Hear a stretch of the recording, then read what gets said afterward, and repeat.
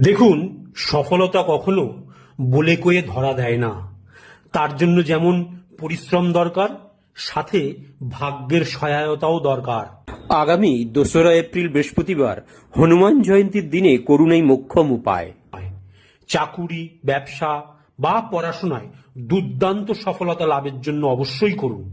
এমন একটা সাদা কাগজে নীল কালি দিয়ে হনুমান যন্ত্রটি সুন্দর করে এঁকে নিন, যেমন করে স্ক্রিনে দেখানো হচ্ছে ঠিক তেমন ভাবে।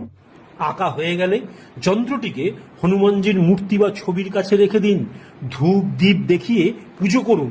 পরের দিন যন্ত্র আঁকা কাগজটিকে সুন্দর করে ভাঁজ করে আপনি আপনার টাকার ব্যাগে রাখতে পারেন, মোবাইল কভারের পিছনে রাখতে পারেন, ব্যবসার ক্যাশ বাক্সের ভেতরেও রাখতে পারেন, ছাত্রছাত্রীরা বইয়ের ভেতরেও রাখতে পারেন। দেখবেন এতে অবশ্যই সফলতা আসবে। হনুমানজির ওপর বিশ্বাস রেখে করে দেখুন, সফলতা পাবেনই।